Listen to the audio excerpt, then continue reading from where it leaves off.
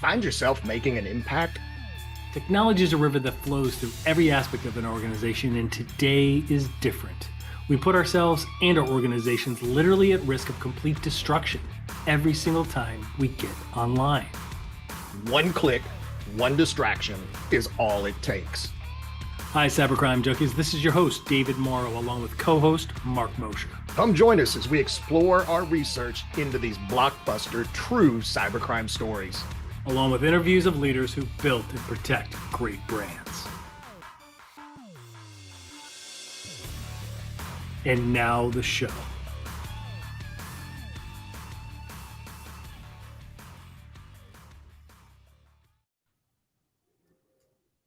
Well, welcome, gentlemen. Welcome to Cybercrime Junkies. I'm your host, David Morrow.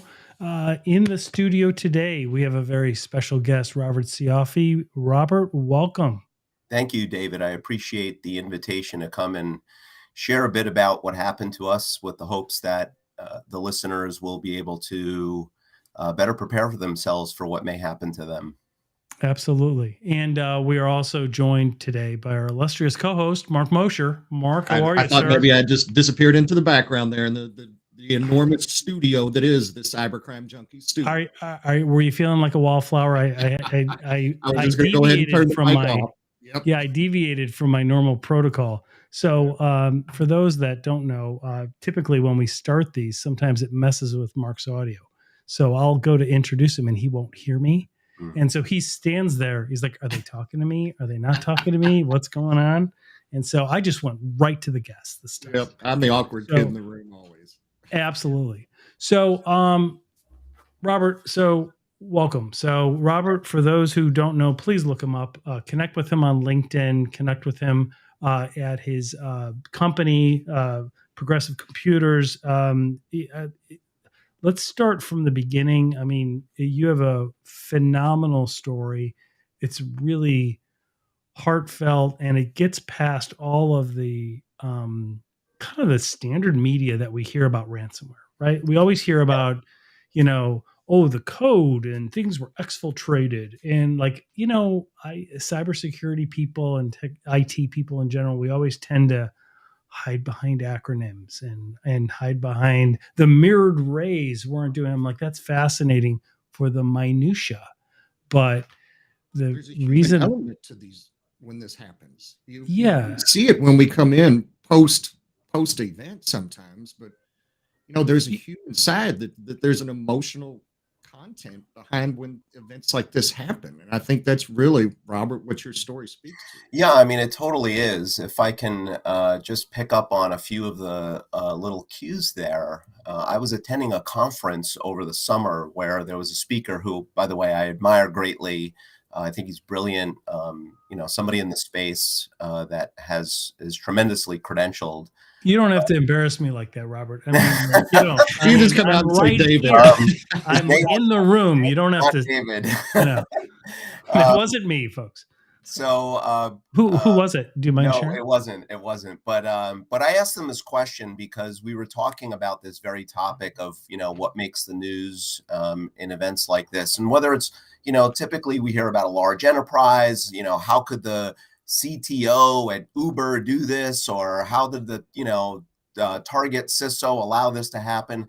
And we over sanitize in the media, or when you hear stories going around and not understanding that there are human beings behind these stories, and there are a lot more facts and evidence behind the scenes that we don't account for. We've lost our ability, I think, especially with social media and technology being the way it is. And, here, this is coming from, an Uber geek, technophile myself, that we've lost the ability to empathize, or we forget to do so. Maybe we haven't lost the ability, but we forget to empathize, to understand there are victims here. I was a victim. My customers were victims. We didn't do anything wrong. A crime was committed. Can we start there, please? Yeah, exactly. Yeah. Let's back up a little, because understanding the context in your background really sets the tone, because I'm first, second generation Italian American. Also, you born and raised in the New York area. You came out of school. You started this IT managed service provider, an MSP IT company. Actually, you guys were coders in the beginning, right? Yeah, I mean, it was 30 years ago. There was no such thing as MSP back then. But Right, exactly. I was building applications in something called Clipper, which is a DBase variant using a I remember Clipper. That's how old I am. Yeah. Yeah, I mean, I wrote tons of software from scratch. Some of it is still stored away in some file structure here. I got to go dig that code. Oh yeah. Relive my past and remember that I was 20 once. But yeah, that's how we built this business, is basically building applications, and then it, went into Novell and, Windows NT, and, for many listeners, the rest of the story there. I don't have to bore you with the metamorphosis that happened slowly over those 30 years and the way the world changed. Yep, absolutely. So then you guys developed this MSP. What's the name of it, and how many? Yeah, company is Progressive Computing Inc. We're an MSP based out of Yonkers, New York, which is just north of New York City. So, our primary coverage is the county of Westchester County, which is, that sleepy bedroom community of 1 million people outside of New York City. And but our reach is far beyond that. We have customers coast to coast across all 48 states, which is part of the story. It's an important part of the story about where our customers were and our ability to be able to get to them. But yeah, I mean, it's probably no different than many of the IT companies out there. Two college buddies, got together. My business partner and I are still running the business today. We're about to hit our 30th anniversary in February. That's fantastic. Congratulations. So, we accept gifts. I'm a big red. I know, that's wonderful, man. I love that. All gifts are welcome. All gifts are welcome. Yes. So, I mean, that's a very quick background about, what we are today and what our roots are. We were traditional computer science students from, college, with lines of code running around in our head, and, aspirations to build a company. How many employees did you guys have, and what type of clientele were you guys focused on? I mean, there's no specific vertical that we serve. I mean, there are pockets, nonprofit, a lot of professional services, real estate has come up quite a bit for us as well, construction, things like that. And are you mostly in the SMB space, or do you have mainly the SMB space? I mean, we generally try to start at a size of about 10 users and then go up from there into the 100, 150 space. I mean, that's our sweet spot, is in, that 20 to 50, 60 range. Yep. And as far as employees, we're about, I kind of lost count because it's fluctuated a bit, especially post-attack. But we're about 25-ish again. I think we're planning on a couple of hires for the upcoming year. We're just still finalizing some budgets. Great. Excellent. So you're a healthy MSP continuing on and for small businesses to survive for 10 years is defying all the odds, right? And then in a very burgeoning, growing IT space in a competitive market, right? Very competitive.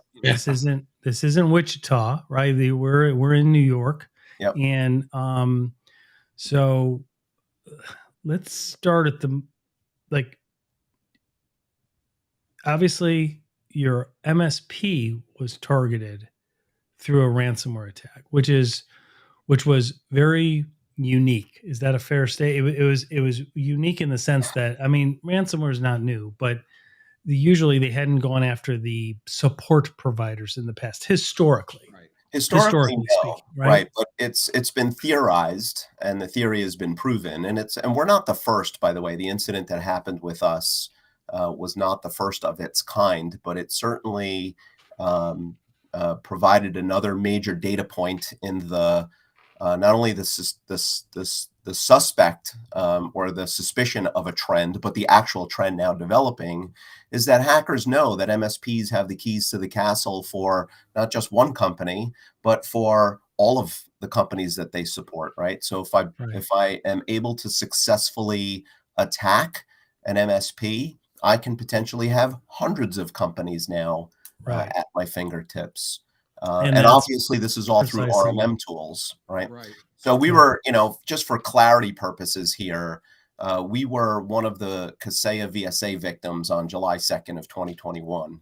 There were about 60 customers, and everything I'm about to tell you or will tell you, just really kind of two points about it. Everything I'm going to speak about is mostly public information, and I'll cite where it's not if I go there.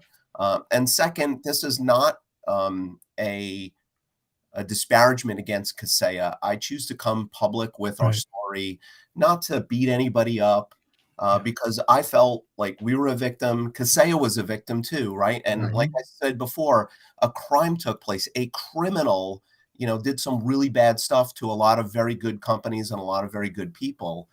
So I want to just almost kind of start and end right there. Right. A 0-day exploit was taken advantage of in the Kaseya VSA product. And explain to the listeners what the VSA product, and for those that might be listening to this as a podcast later, right? While they're driving, they're working out. MSPs are managed service providers. They provide different models of variable capacity, unlimited support for businesses, organizations, government entities, etc. And MSP is the acronym for managed service provider. Correct. The tools that they use to remote control, to monitor, manage, to fix, we call it remediate the organizations. The reason we're able to scale, the reason it's affordable, is we're able to create incredible efficiencies by working remotely, by remotely doing it across clients, across, and we use various different tool sets. One of these at the time, very popular, it still is the Kaseya portfolio of tools.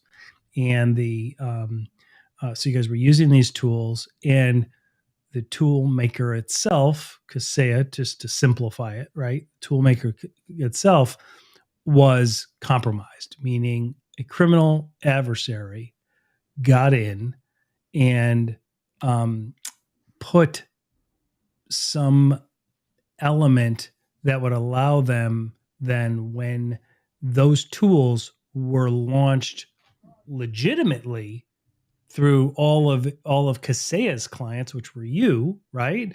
Correct. To your customers, then it reached the end point, which was the actual business, government entity, organization, small business, etc. And then they launched their ransomware. Yep. These tools are, just if I can add a little bit to that. Please, yeah. These tools are live tools, right? There's a piece of software that we install on every one of the customers that we support. It's called an agent software. That agent sits on that Windows or Mac computer and allows us to do all of the things that you articulated already, right? The monitoring, the maintenance, and there's some automated processes that we can do that greatly make our lives and our customers' lives so much better, and allows us to deliver the service as you described at an affordable rate that makes sense, right? So we're the outsourced IT for our customers, so they trust us, and there's the important word. They trust us that we've are in care of their systems, and as a customer myself of a tool like Kaseya, we trust that their tools are sound, not only functionally and do everything that's advertised, but are secure. So the one term that hasn't been used yet, but a lot of people are familiar with, is supply chain attack, and that's exactly what this was. So the threat actor, the adversary, discovered a flaw in this software and then set out to find who is using this software. And we were one of those 60 some odd Kaseya customer victims that attacker was able to use in a malicious way to deploy ransomware to all of the endpoints, all of the people that we manage, right? Over 2,500 endpoints for us. Over 2,000 users that we support were affected by this. There's a supermarket chain in Sweden called Co-op. They are in the news, so I'm not telling you anything proprietary, and it's very public information. They had 800 stores across Europe.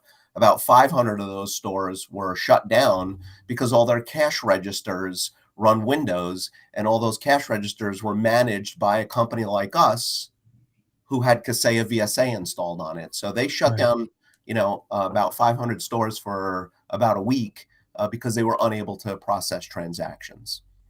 So let's so that's turn the to magnitude of something like this. Right. Now that puts it in perspective. No, it's hugely impactful. I mean, it's really it really is truly the supply chain, right? Because they're getting it at the core, and it's just affecting thousands all over. So let's turn to the day you found out about this.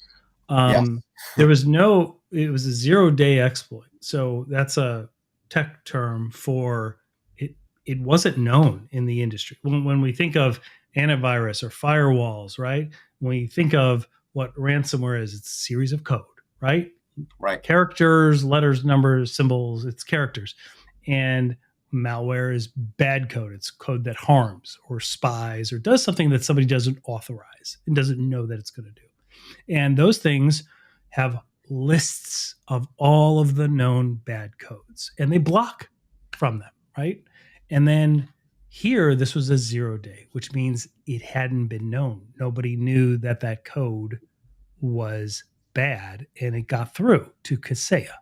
Is that a fair statement? Very simplistic terms. I mean, if you read online, and again, I don't mean to disparage Kaseya by saying this, but the 0-day exploit was actually discovered a few months prior to the attack. And the reason I'm bringing this up is because I want the audience to understand that there are plenty of 0-day exploits out there in the wild right now on a variety of things that you may be using. But what's meant by 0-day is that only very few limited people know.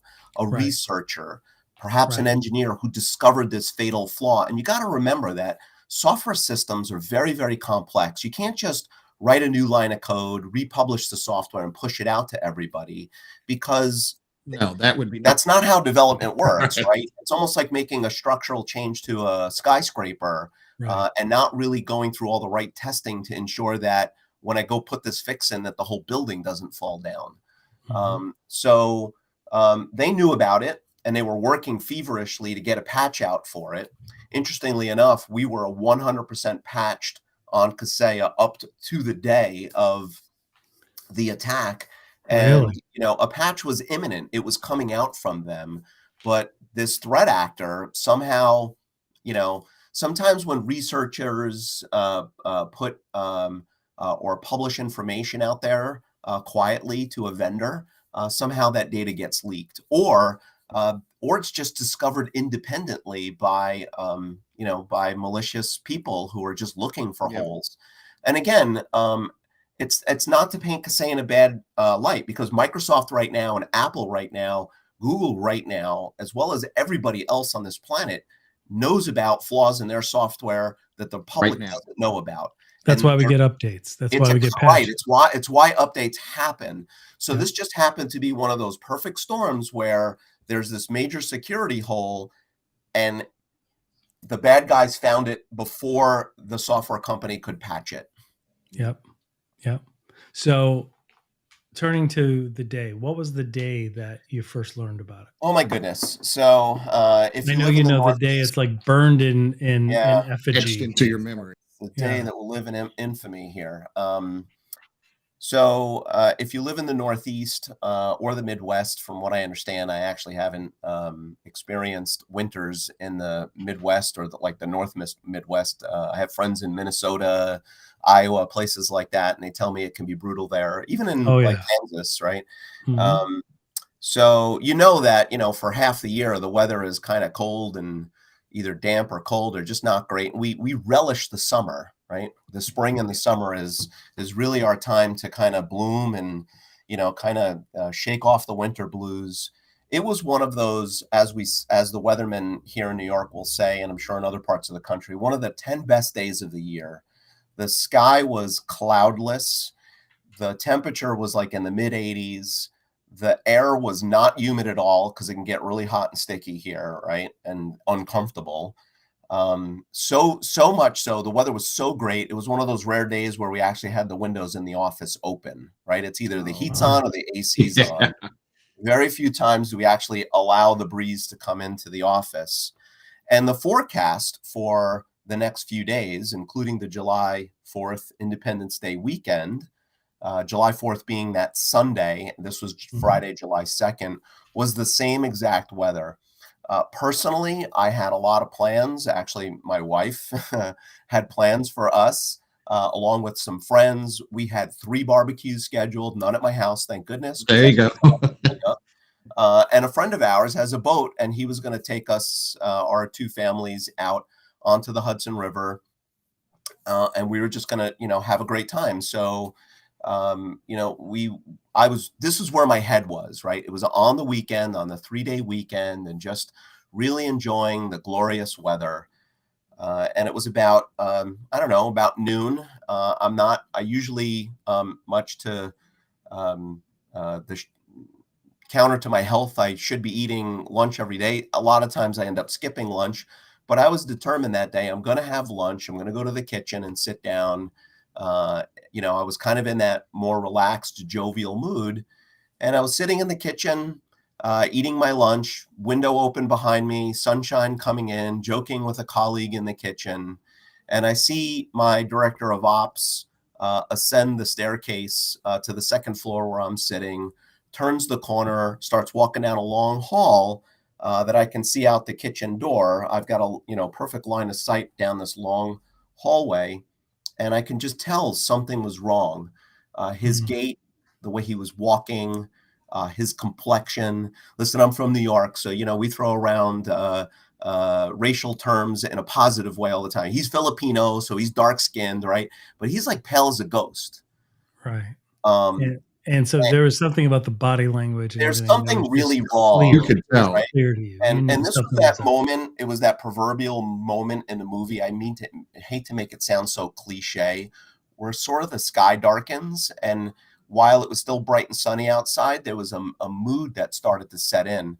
My reaction was, somebody just died, and Jay is coming upstairs to tell us. Could be my partner, could be a client. Maybe a family member just called the office and, he grabbed the phone because he heard, who it was. I was a little scared. And I said to my colleague in the kitchen, I think somebody just died. It was literally the words that I said, and I was serious. I didn't mean that in a funny or in a no. The tone had turned somber. You could tell something. Yeah. So I sort of met Jay right at the threshold of the kitchen door, and he is like slightly shaking, like I said, pale. I mean, he lost his complexion, and he wouldn't look me in the eye. Now, the thing you need to understand is Jay and I have such a great relationship. We are very straightforward with each other. We're very friendly with each other. We know about each other's families. Like something was definitely wrong. And it started to confirm in my head that, something really terrible did happen. And this is where my head went, right? Like, in retrospect, what happened to us, while being really awful, so I don't want to undermine that part of the story, but it certainly wasn't the death of somebody. Right. It was business. Right. It was a business catastrophe. Listen, we lost money, we lost clients in the aftermath of this. That's going to be an obvious part of the story. And it was terrible, blah, blah, blah, but nobody died. But so I grabbed Jay by the shoulders, and I kind of I needed to get the truth out of him. And I said, Jay, what's wrong? And he kind of fixed his gaze on me and said, Robert, all of our customers are ransomware. And I couldn't process that, right? All of them? Yeah. All of them? How do you even put that in context to process it, right? It was a little too surreal. Like, and I even said to him, I'm like, okay, Jay, like, what do you mean all of them? Which one? You've got to think he was exaggerating, right? Like, it felt that way. Yeah, it had like 2 or 3 at once, and seems like a big deal, right?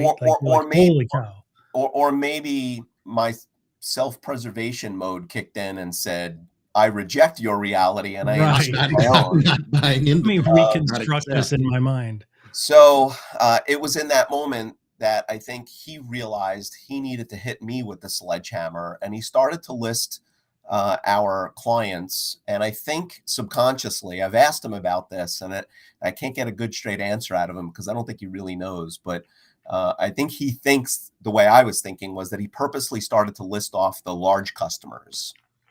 right? The ones that would really drive the point, not that little ones aren't important. I don't mean it that way, No, but of course, but the impact right. of The greatest revenue impact, and what right, it meant for the business, right? Yeah. And he started to list them. And as he's listing them, now my senses change. Now it goes to moving my head around in the open office, and I can see through different offices and glass walls and cubicles. I can hear and see people on the phone, and they're having conversations that are going something like this. I don't know what's going on. Hold on. Let me find out. Yeah, I think something big is happening.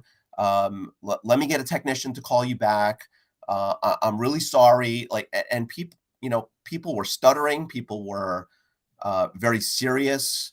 You could tell that they were dealing, when you look at somebody having a bad conversation with somebody on the phone, and you can only hear the other half of it, right? The other half that's taking all the heat. That's the way it felt.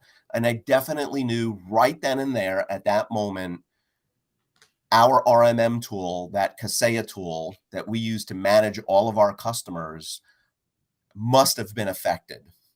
Right. And it was in that moment that I started to feel a lot of different emotions. Dread, guilt was also another one. I don't know if it's the Catholic upbringing, but guilt came in because I immediately just assumed that we had done something wrong, that we had somehow allowed a threat actor to break into our systems, right? Like in my community, you didn't know the details at that point. I knew nothing at that moment. This is just my primal instincts, right? We have a Facebook group, like many people probably have in their communities, and people will post all the time, like, "Oh, my car was broken into," and people are always saying, like, "Look, the local police department keeps telling you lock your car, lock your doors." There are people who come around and try to open doors because they're stealing laptops, they're stealing electronics, they're stealing money, they're stealing whatever they can out of cars. And my head is like, hey, idiots, how many times do you have to hear this? Lock your freaking door. Right. And, it's like, why don't they still get it? It's like, this conversation's been going on for years.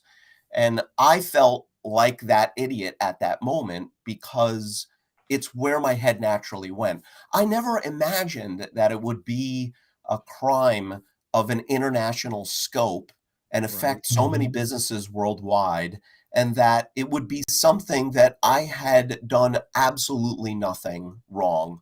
I just felt as the steward, as the person or company entrusted to care for all of my customers' systems, and for me to somehow allow this to happen on my watch, that's why I felt so much guilt, right? Now, that guilt went away with time, and that time was only a matter of hours before the full story began to unfold. But those were my initial reactions. I was scared, quite frankly, I was terrified. I watched my business valuation kind of just evaporate on me, like within a split second, and I really didn't know what to do. I was frozen. Now this was you and your college buddy. You guys had been in business for. Well, my partner wasn't there. This was my director of ops that I was with at the moment. My partner was actually out of the office at that moment. I think he was actually on a sales call, of all places to be at that moment. But I was really just feeling the sense that you won't find in any business book the term I'm about to use. I consider myself a fixer, right? If there's a problem, I can fix it.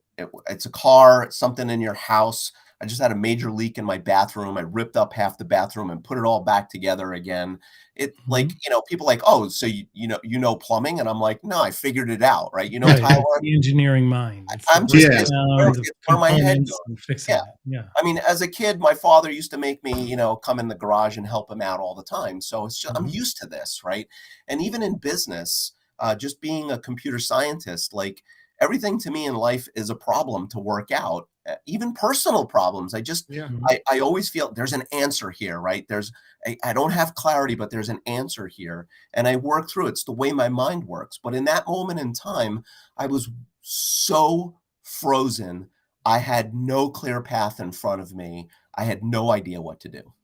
Wow. Oh, man. Oh, man. So that people understand, so the listeners understand. So the threat actor was able to exploit this 0-day vulnerability. They got into your system, and then from there, they were able to move to all of your ransomware them. Yeah, because remember that tool is something that we use to manage all of our customers. Right. So if they're logged in now as an administrator, which is essentially what they were, right? They Mhm. logged in and had full 100% control over all systems, just like my own engineering team. Sorry, my own technicians and engineers, they have full access to that system, or had, because we don't use it any longer. But you know, that's what they use to do their jobs on a day-to-day basis, right? And So so from now, an end user standpoint, so Mark works at a real estate office, and he goes in to sit down in his cube and is going to log on the network. What does he see? How did they know? What would that's a great trigger question. them to call you? So let me just maybe wrap up that part of the initial part of the story. So I grabbed Jay because I didn't know what to do. Right, I grabbed him and we went into my office where I'm sitting right now, and literally right where I'm sitting at this moment, looking at this very screen and 2 screens to the side of me, I have 3 monitors. I sat down and frantically thought, I need to try something. I need to figure out information. I started to log into these systems. And as within a few minutes, as I'm starting to my own crude investigation here and trying to just piece together what the heck is going on, it's almost like war is upon you, and there's fog and smoke and explosions and bullets flying and sounds that you thought you'd never hear, smells that you'd never thought you'd smell. And here I am trying to like bring some sanity and clarity into this mess. And as I was sitting at my desktop, now everybody on their desktop probably has icons like that trash bin and a Word icon, an Excel icon, and an icon for some software that you use, right? The little cute blue circle thing that you always click on, and that starts your software or your CRM system. All those different icons started to turn into white boxes. Now, the technical person on yours as well, on my computer, wow. And what a technical person will know immediately without me explaining is that's the telltale sign of the ransomware attack. Because what happens in a ransomware attack, what that software does is it starts to encrypt every single file on it moves your quickly computer. and it spreads like a weed. Right. It scrambles all those files. And now Windows looks at that file and go, I don't know what that is anymore. Right. It's not a .pdf. It's not whatever. It's not a .docx or an Right. XLSX or a PPTX, right? A PowerPoint, an Excel, a Word document. And so it just says, I don't know what that is. So I'm going to paint a white box in its place. So those icons, as I said, started to pop white, right? One by one. I watched them white, white, white, white. They all just started to turn so white. You saw the ransomware as it was encrypting your own systems. Correct. And then the second telltale sign is that now there is a readme.txt file, a text file, a plain text notepad file on my desktop that when I opened it, I mean, I already know forensically. You knew at that point in opening the text file, but that's the instructions for paying the ransom. Right. Now, before your systems began to encrypt, were you guys able to remote in to your clients to see what they were seeing? At that point, 100%. Or you were just fielding the phone calls? We were because it had already happened. Yeah. So forensically, this is what happened at 10:49 a.m. And I have proof of this. I have actual forensic evidence of this. At 10:49 a.m., the threat actor started their attack on us. What they did is they broke into the system quietly. We didn't know that they were there. They uploaded this ransomware software to our system as an installation piece of software. It was just a file. That's all it was. They didn't encrypt anything. They didn't do any damage yet. What we call this the payload, right? This is the bomb. Right. They uploaded this bomb into the system, and then they told all 2,500 computers that we manage, download this file from the server that we have, our Kaseya VSA server, and then run that program on your system. So that's exactly what it did. That file immediately got downloaded to 2,500 computers, and those 2,500 computers were then sent an instruction to open and run that file. And that file ran, and that's how the encryption process began on all those, what we call endpoints, right? All those computers. So by 12-ish, when I'm in the kitchen eating lunch, having a good old time, thinking my weekend was going to be full of a lot of fun and merriment. Right. By noonish, the payload had been right. It had already executed. been downloaded and running. And the way these things are designed is that they run in the background, and it doesn't like sort of unleash itself till the very, very, very end of the process when it finalizes the encryption. And then that's it. By the time that happens, it's way too late. Yeah. Yeah. So what was going through your mind as you began to see your own files begin to be encrypted? Because there you were trying to fix it, trying to understand it so that you can fix it. It's Yeah. the same way my mind works, right? And while you're doing that, you start to see all of your own icons gray out, white out. So what was going through your mind? What I would personally, I would Yeah. lose my mind. So, So- what was happening? So two things really. It's the emotional state of what I kind of had been describing, right? Is this, you know, I meet with my wife on a quarterly basis to talk about our life plan, right? It's about our goals, our dreams, our aspirations, what we want to do with life, the kids, you know, retirement, all these things, right? And the reason I bring this up as part of the story is because that life plan is inexorably tied to my business plan and my business goals and our valuation and my exit strategy from here. Not that I'm going away anytime soon, but all of that stuff is tied together. So the business plan helps inform the life plan about what's possible for us.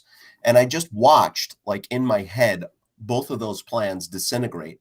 Oh, Right before my eyes, because here I am thinking 100% of my customers have ransomware installed on their machines that came through me. So there's the guilt, right? Even though I'm the victim.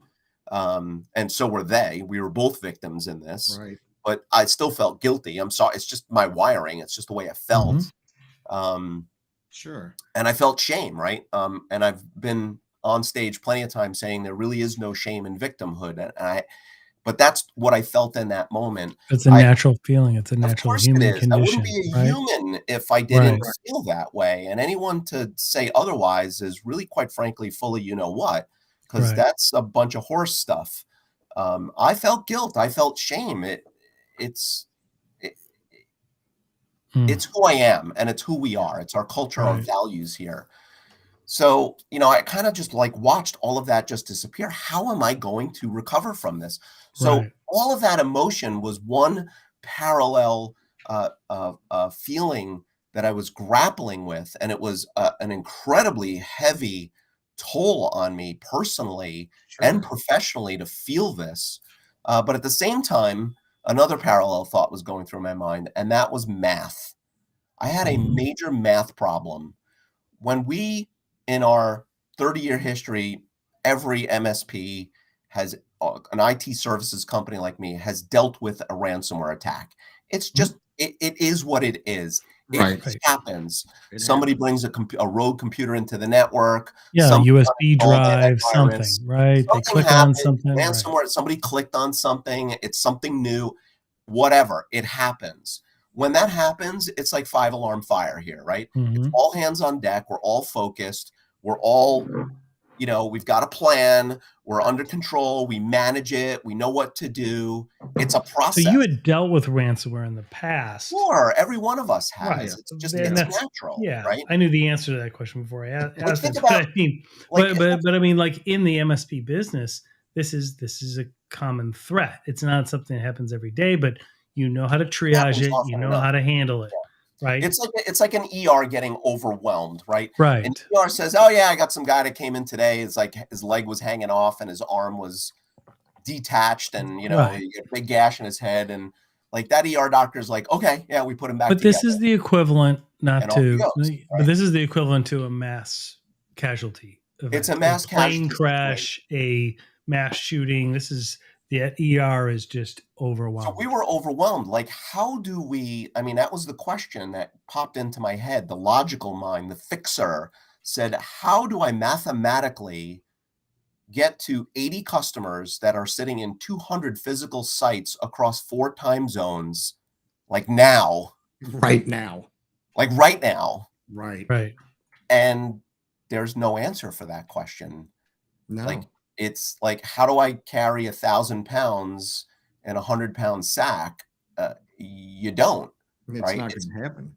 Right. So we have to get very creative with our solution. And there's an entire thread of the story behind how we recovered about 95% of our endpoints in a matter of 17 calendar days, which I'm told is like, even for large banks to recover from a ransomware attack, it takes them 2.5 weeks. So we did what a large enterprise could do in the same amount of time. With That's a lot remarkable. Let's back up there for a second. Yep. So at the end of all this, you guys were able to recover 95% of those endpoints within 17 business days? Calendar days, not business days. Calendar days. Calendar you days. It was July 2nd, Friday. And that's what I was going to say. Yeah. Wow. Guess who didn't That go to is any barbecues or phenomenal. boat rides? Right.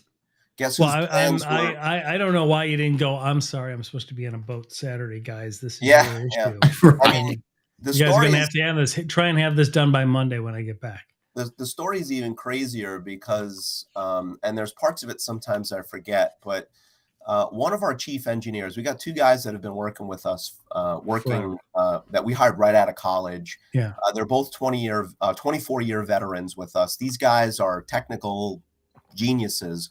One of them, his father dies that weekend, and he's got to deal with a funeral that whole week.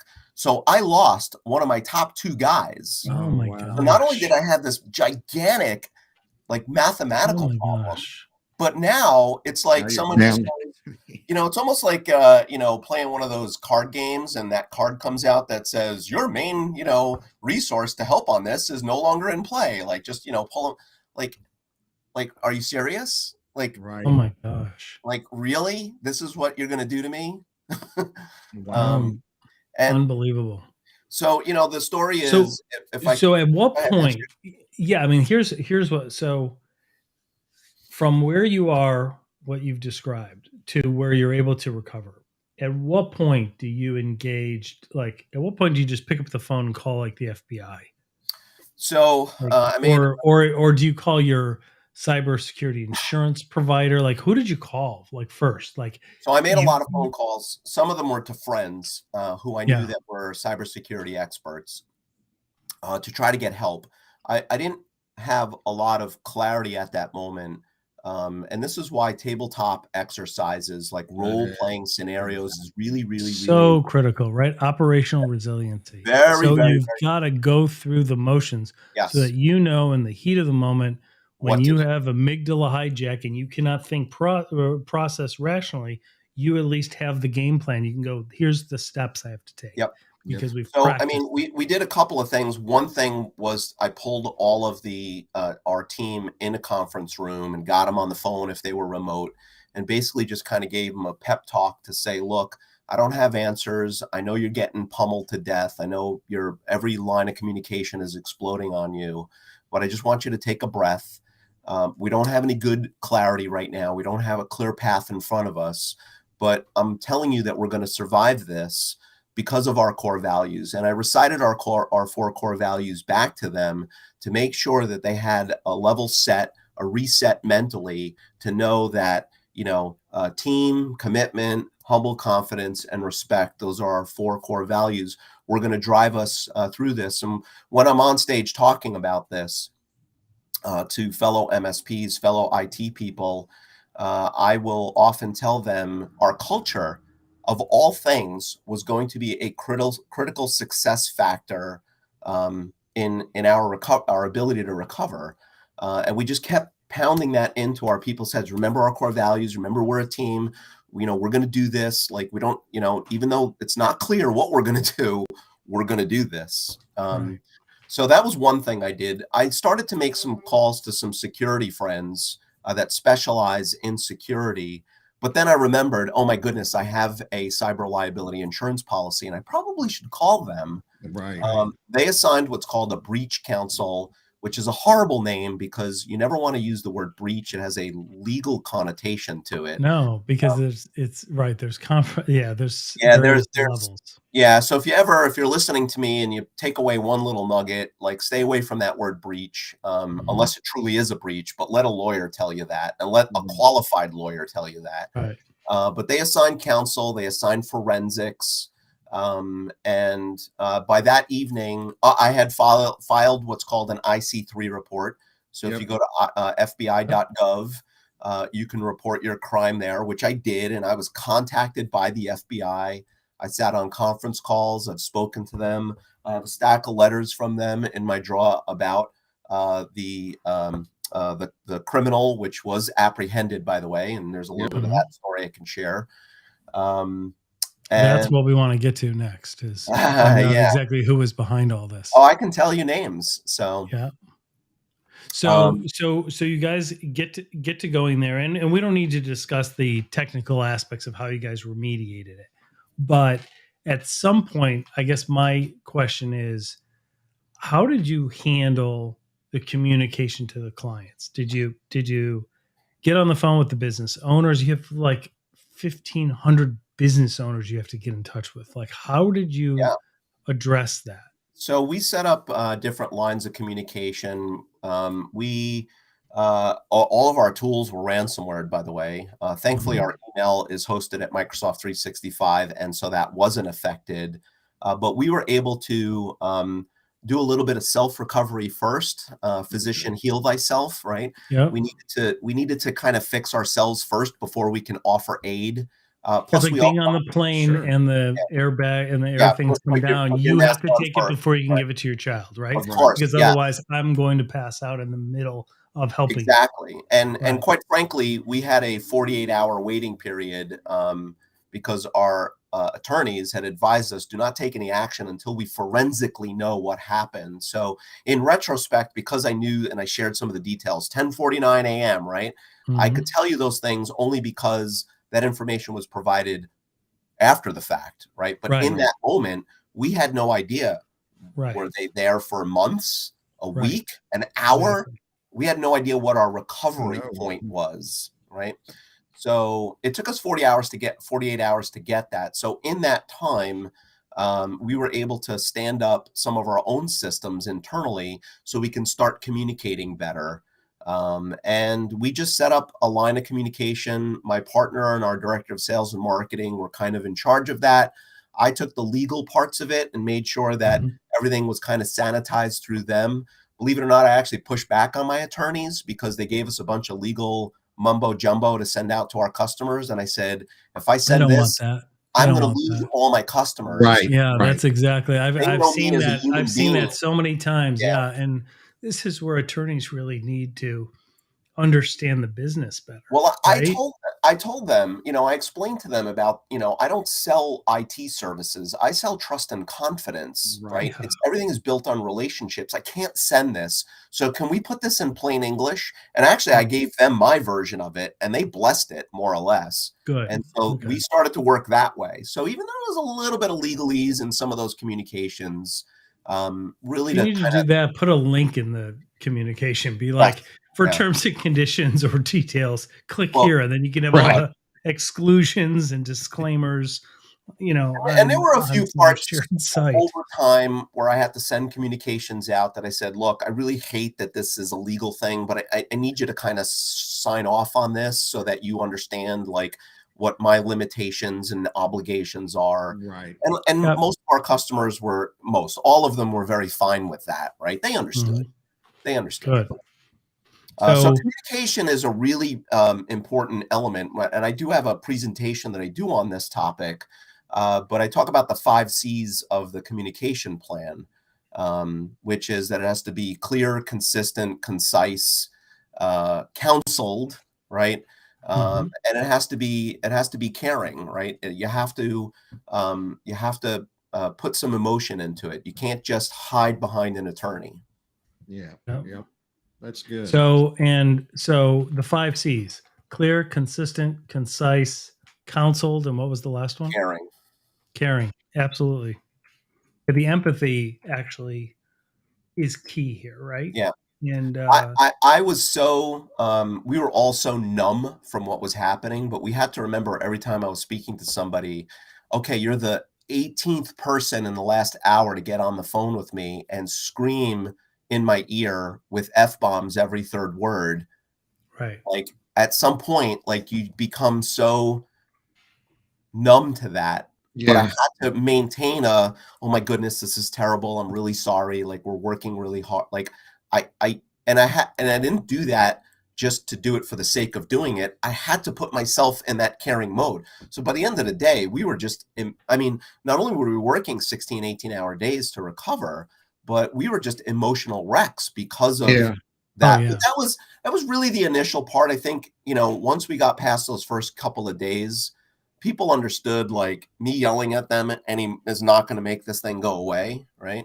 And they started to really understand the full magnitude of what the heck, you know, happened to them Paint a and to us. picture. Yeah, paint a picture for people that may have to face this someday, or that were curious. And that is, when you get a call from a client and they're all their systems are down, and for the first 48 hours all of your systems were down, what happened in that phone call? Well, what did they say to you? What did you say to them in general?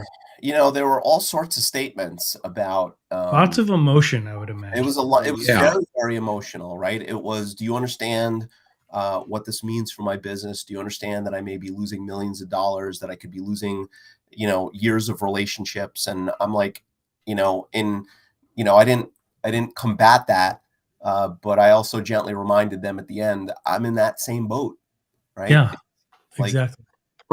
I'm Right. a victim, and I really have to say that one of the things that I was very surprised about it, and those of us in the service industry, you know, I think we're just so bent on, like, you know, I'm only as good as the last transaction, right? Mhm. And you know, we're so paranoid about, like, making sure that everybody is happy. But, you know, I had customers tell me later on, we thought about firing you, Robert, but we thought about it and said, you know, you've delivered such great service to us over the years. You've always been there when we've needed you. And now that you've gone through this, I can't think of anybody else I'd rather face a problem with like this again than you. You've gone through battle. You have that experience Well, where isn't I want that you what to this move is on. all about, right? Isn't Yeah. that the key message here, right? The moral to this story is, it's not, unfortunately, it's not a one off. I mean, hopefully it doesn't happen to all the clients all at once, whatever. But compromises or bad scenarios like this are going to happen. And what this showed was you, your organization, your team's approach to it, with empathy, with strategy, with counsel, and being able to show clients, see, when bad things happen, we've got your back. We're going Yeah. to fight this through with you. And we And did. that's We really a did. testament to you personally, your Yeah. character, That's what I but was also a Thank testament you. to your organization, your organization's culture. on the whole culture. I Yeah. appreciate that. We leaned heavily on a lot of community members that really stepped up to help us. And what I mean by community is our peer community from around the country. We had people Yep. flying in from almost any state that you can think of: Kansas, California, Vegas, Texas, Minneapolis, Florida, Massachusetts. I know I'm missing some. People drove in, people flew in because they knew that we were in trouble and that we needed some help. And being connected in a community like that, these are essentially my competitors, but in non-competing geographies. But you know, they knew that, and as I have said on stage, even internationally, I was in Italy a few months ago providing my presentation on this topic to my counterparts there, and you know, the one statement that I keep hearing people resonate back to me is that I always say, when you attack one of us, you attack all of us, right? Right. I can't combat the world's brightest hacker minds. I can't. I'm sorry. If you as a potential customer want me to guarantee that, I'm going to say I cannot do that. Impossible. And anybody telling you otherwise is full of themselves, and that's about it. Right. But what I can tell you is, as a community, we can stand and rise together. We can lift each other. We can help each other. We don't have to be adversarial with each other. We can selfishly say, David, you got hit. I don't know you, or I only met you this one time, but dude, if anything bad like this happens and you call me, I'm there for you. Right. Exactly. So what percentage, after you guys get things resolved? And I guess my question is of the first, let me ask this: of the, how many clients of yours were hit? Roughly 1,500 all at once. Well, it was 2,500 PCs all at once. It was 2,500 PCs across, and that represented about 80 customers. Okay, so about 80 customers all at once. Yes. So how long until they were all up and running again? Yeah. So, we calendar days. If you got 95% of them in that first 17 within days. 17 calendar days. Sorry, I almost said business days. Within 17 calendar days, everybody was visited at least once, right? Okay. So some of our initial passes were, we need to get critical systems up. Please don't ask me to get the conference computer running, because we right. It's not on the priority list. What's critical? What's mission critical to your business? What line of business applications do you have that you need? They're customer facing or revenue generating or whatever it is. Let's work on those systems first. What can you live without? And that discussion is something that in a tabletop exercise you can set expectations, right? That's it, right? Exactly right there. Right. Yeah, is that and I think, while everybody tried to broker for getting 100% of their stuff, what do you mean everything is critical to you? Right. Come on, let's be realistic here, right? We're partners. Right. Help the next guy who hasn't seen me yet, right? That's still seeing that we haven't visited them yet, right? It's been 2 days and I need to get to someplace else. Right. So, a lot of people. Did you guys get a decrypt key? Did like the FBI or somebody actually find the key, decrypt key? I always ask that about ransomware. So what happened here is the Holy Grail. Did we find it? So the FBI was actually inside their systems for about 2 weeks because what they were trying to do is build a case against the perpetrators of the crime. And if they had released that decryption key, that would have told the hackers that, law enforcement was already inside their systems, and it would spook them, and they would shut their systems down and, fold back into the shadows. And people have asked me, aren't you upset with the FBI? Well, you see that flag behind me? It really means something. This was an attack on, I think our Western values and who we are as a society. And I feel if it helped build a case against the perpetrators and the FBI was actually able to do something about it, which they were, then I say, keep the decryption key. Don't tell me about it. Now, some of my customers were upset. Oh, they knew it. They had it. They could have saved us all this heartache. I remember reading all about that because there's a lot of there's a lot of discussions around people being upset that the FBI had the decrypt key for a couple of weeks. And that's not even why I asked. Actually, when I asked the question just a little while ago, I had forgotten that. Yeah. And then as soon as I asked it, and I was like, oh, I remember this. I'm like, oh my gosh.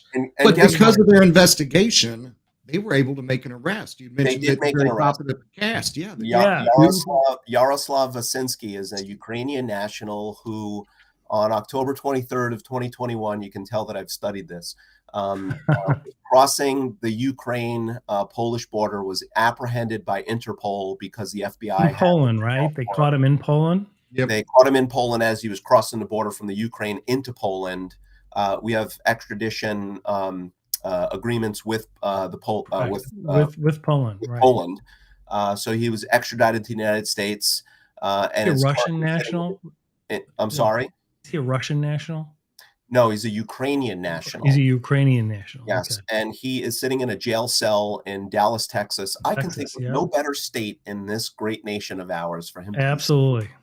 And I've often joked with the FBI. I joked with them once. I was like, hey, if you guys ever want to go out for lunch or donuts or whatever, and you need somebody to watch the prisoner, just let me know. Happy to help. Little bit of that street kid from Yonkers in me. And all my customers who are feeling that too. I feel like on their behalf, I need to commit a crime. And now he's facing what? Potentially 114 years. His sentencing is in, I think, on March 20-something of 2023.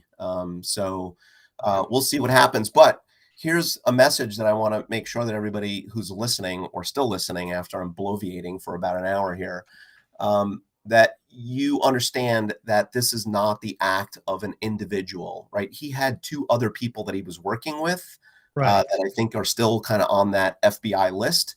And just like I don't manufacture Dell equipment or write Microsoft software, but in my business and wrapped within my services are 100 other vendors like Dell and Microsoft and Apple and all this other stuff, right? Hackers too have their own supply chains, right? So the guy, Absolutely. this So guy, he was he was one of the an affiliates for one of the Yep. ransomware gangs, right? right? So the ransomware gang, which gang was it? it was Revel Sodinokibi, which is actually run by some Russian nationals. Yes, And it is. It is main our guy- Revel, who we have several episodes on and have discussed in detail on. Right. So There's I a won't bore you whole with his connection to the Russian government. No, I want to let's hear it. I want to hear it because you actually had this live You were there. experience with it. Well, the leader of that group, which is, I'm drawing a blank on his name, is like he's like 30 something years old.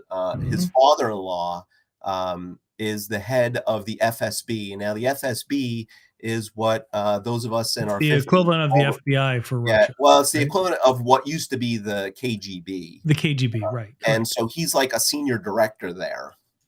So please, slap me in the face and tell me that I'm being silly to think that there's no ties back to the Russian government. No, it's all independent, and there's checks and balances. No, there's it's not a totalitarian. All above board, right? It's all above it is widely known that this guy has 5 Lamborghinis. They're beautifully wrapped in all kinds of crazy color schemes, and one of his license plates in Russian, I can't read Russian, but I'm told that particular license plate translates into the word thief in English. So that's his license plate. And he's known to be doing donuts in like Moscow Square and all around, and nobody touches him. Like law enforcement knows, leave this kid alone. It's like the old days in the United States with the outfits. So maybe I'm embellishing on that story a little bit. I don't know. This is the information that's being told to me. Those entities exist here as well, right? They do. And they definitely existed 20, 30 years ago. So the point about this is that Yaroslav was not an independent. He didn't write the software. He carried out the attack. He might have even bought the access to Kaseya from an IAB, from an initial access broker, right? He subscribed to the access, and then he gets a cut of whatever payments are made, right? And that's how it works. Yeah. And thankfully, the wheels of justice actually worked in our favor this time, at least on the front line of the attack. Well, now the R Evil group was taken down shortly after. It was this past January, right, or February? No, it was shortly after. Yeah, they went down 9 days. They went down 9 days after the attack.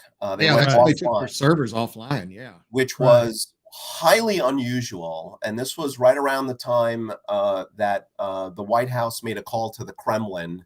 Right. And apparently, I don't know, naked pictures of each other with farm animals were traded and said, if you don't take this, I don't know what, some backroom deal was done. They had something because Wendy and they took down the heads of R Evil and we have a whole episode on the R Evil aspect, but it was true Russian fashion, right? Like busting down doors. There's videos all over YouTube. You can see cameras in them. Oh yeah, like so. I don't know if that stuff is pomp and circumstance and video just to make the Americans feel good that a lot of people feel it was a distraction because they were what they were about to do or in process of doing. But they did go offline, and so that was an interesting thing. But they've been since back. I mean, they weren't down terribly long.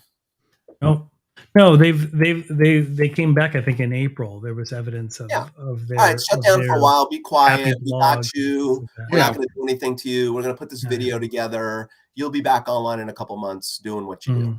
All right, take a little breather. You got a lot of money there. Yeah, what do you need? A Lamborghini? Right, exactly. Yeah, is that where the Lamborghini came from? Yeah. Well, this was unbelievable. Yeah. So he's facing. So where we sit today, about how many of the clients that you had before this attack, what percentage roughly are still with you today? It's got to be 85% plus. Wow. I mean, I mean, some people left us for all sorts of reasons. Well, there's natural attrition in MSPs, Yeah. right? So every 3 to 5 years, there's usually a percentage that just go away for I'm various being technical plainly reasons. obvious. We had some accounts that were sub 10 users that we were like, Mhm. I got healthcare facilities, a nursing home with 60 users, Right. and you got 5 people running, like whatever you're running. I gotta service them first. I'm sorry. We're talking about patient care here. Right. So I had to do and I say anytime I say by the way, it's really we, the entire team Of here course. is aggressive. Of course. We really had to prioritize some of the smaller ones. Like, look, I couldn't wait. I liked you guys, but I just couldn't wait. So I got somebody else and I'm just going to stick with them. Right. And so we lost those customers. I had one customer, actually quite a large customer, who their investors and their largest account that they had that represented over 10% of their revenue walked. And their reasoning to us was, our customer didn't like what happened and saying that we need to change our service provider. So I'm sorry. Makes sense. Like, guys, we gotta go. Others, we just felt like it was time for a change. Mm-hmm. I think some trust or confidence was eroded, especially from those decision makers that I want to say are a bit more disconnected from, that don't understand the technology. Right. They really don't understand this wasn't you right? guys. This wasn't you. Like when we don't have that tight relationship at the highest levels. And I don't mean that, like, hey, you might be a CEO listening to me right now of a 75-person company. I'm not going to sit there and chew your ear off quarterly for 90 minutes about, bits and bytes and tech stuff. I'm there to talk business, right? Exactly. I'm a business too. I might be a geek on the inside, but I speak. Still a business owner. So you don't have to, right? Technology, we talk about this all the time, and technology is a river. It flows through every aspect of an organization. Of course. So as you're going to build your business, we have to understand your business, because as you have an initiative, trust me, technology is involved. And so we just need to know, how can we configure things, support you, prepare for it, plan it out. There might be ways to save you money in your venture. Like it's not just about selling you more services. It's about really understanding the business. It's my job to understand what your goals and what your challenges are. And then how do I align technology to help support those, either to support your goals or to help you overcome your challenges. And that's what it's really about. When I don't have that rapport at that senior level and we get pushed down to the office manager, we've got a great relationship there. He or she loves us, right? But you've got someone who's a little bit distant. Not the same, though, right? I think you shoot yourself in the foot by not engaging. And again, like I said, it doesn't have to be, a very boring technical conversation. It's not what it's about. It's about business. And how do we use technology to enhance your business? Right. So you're about to acquire somebody. How are we going to handle that? Right. Yeah. You have aspirations to double the size of your company in 3 years. How is technology planned and aligned to help you achieve that goal? Right. The systems that you have today may not support that growth. So shouldn't I know about it now? Right. Absolutely.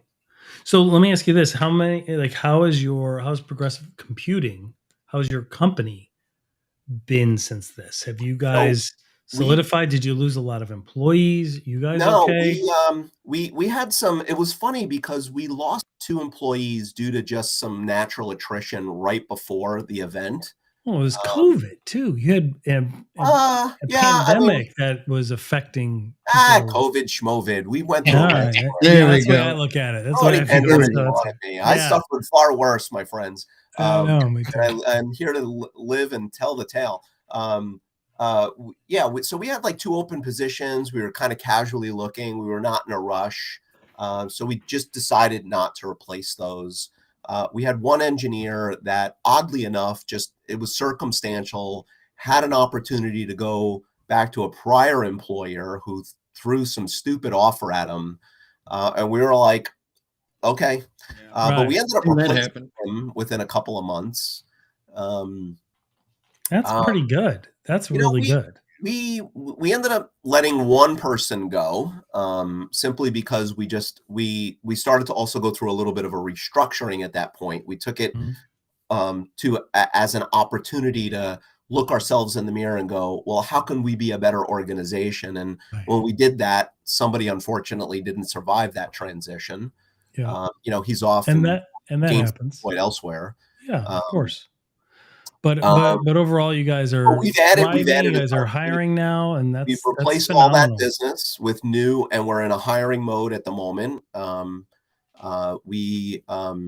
In fact, I changed. I sat down with my partner one day and had one of those, I don't want to say come to Jesus moments, but like, hey, look, let's wipe the blood off our face here for a second and kind of figure out what do we need to do to make this a better, stronger organization. Not that we were weak, but how do we be better?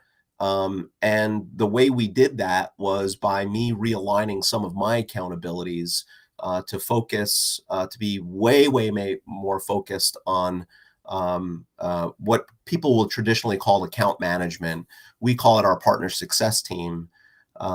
And for me to be and bring all my years of experience to being their virtual chief technology officer.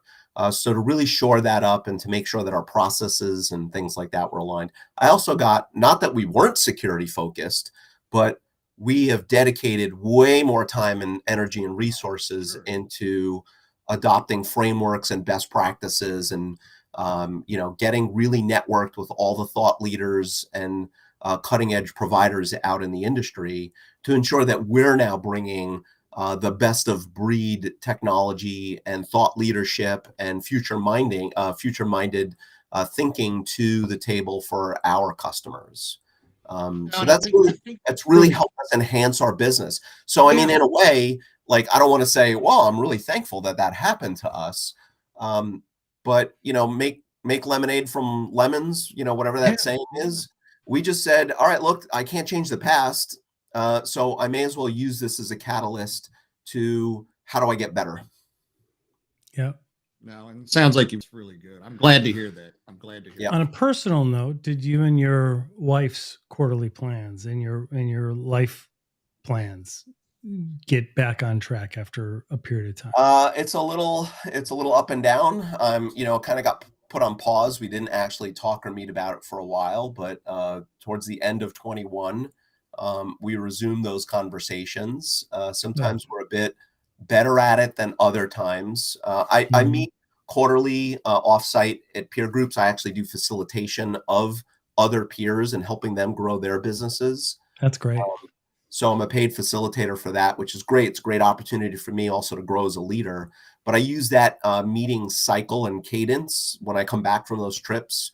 That Saturday night that I'm back in New York, we use as what we call life plan date night, where we pull out the plan. It could be at the dining room table or it could be at a restaurant, right? We pull it out, we walk through it.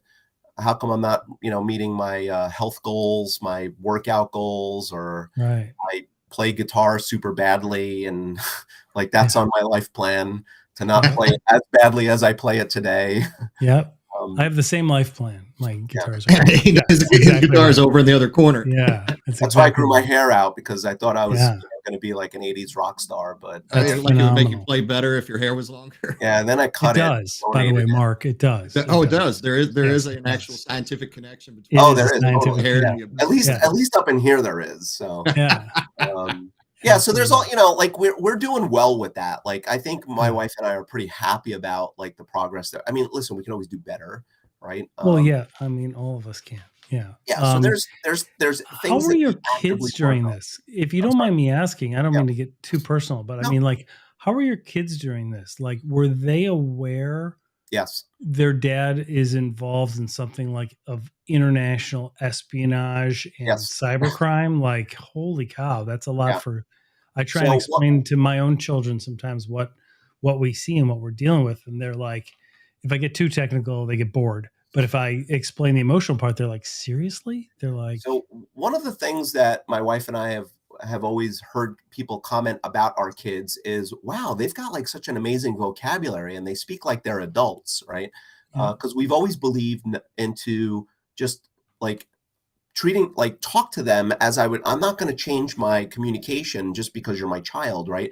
Right. I mean, obviously, I'm going to not use gigantic words, but we've always felt just be straight with them, right, and tell them what's going on.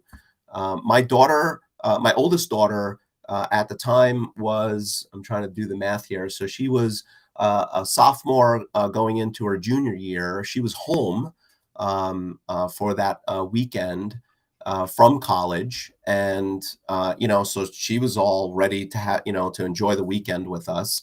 And at the time, I guess my younger daughter was, I'm thinking she was 12. She was 12 at the time. And she was also pretty excited about the plans, because all these people that we were going to spend time with were, we were friends with them because our kids are friends, right? But yeah, I mean, I came home that Friday night, and I hadn't seen my daughter from college in a few months, and she was arriving that morning, right? And she's just sitting there waiting for me to come home, and she's like, "What happened, Dad?" Right? So the other one was asleep, but I spoke to them about it. They know. I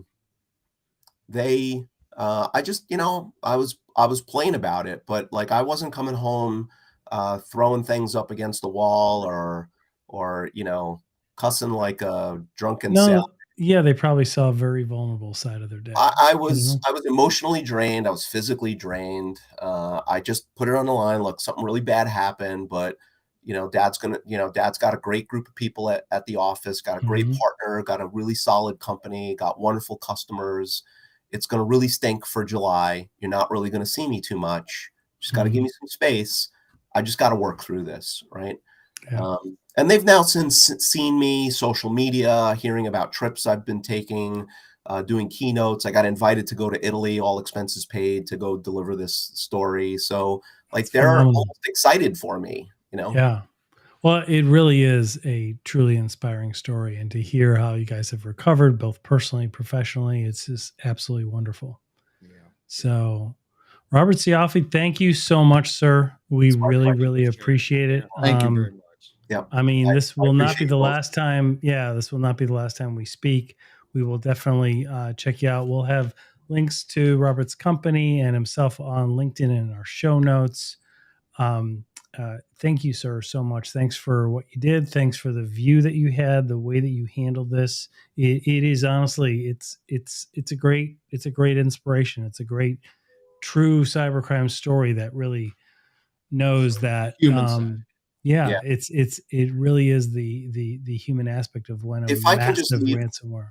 If I could just leave the listeners just with this final thought, and it's been a common absolutely everything that I've said here, but please, if something bad ever should happen to you, and it doesn't even have to be a cybercrime, right? It could even just be something debilitating that's happened to your business. Don't hide it. Like, you got to get help. You got to seek help. You got to get the right legal help, the right law enforcement help. You've got to get the right technology help. You've got to reach out to, your customers. You've got to reach out to your friends. You got to reach out to your networks of people, and just put it front and center. And I'm telling you, it's human nature for those of us that really care for you to want to be able to step up and help you, right? This is not something to hide. Hiding it does not solve any problems. Yeah, absolutely. That's a great point. Well, thank you so much, sir. Thanks everybody for attending. Thanks for listening. And we'll catch everybody next time. Thank you so much. Appreciate it. Robert Cioffi, thank you so much, sir. Okay. Cybercrime Junkies, thanks for listening and watching. Got a question you want us to address on an episode? Reach out to us at cybercrimejunkies.com. If you enjoy our content, then please consider subscribing to our YouTube channel at Cybercrime Junkies.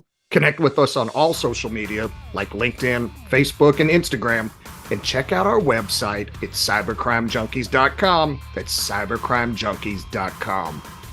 And thanks for being a Cybercrime Junkie.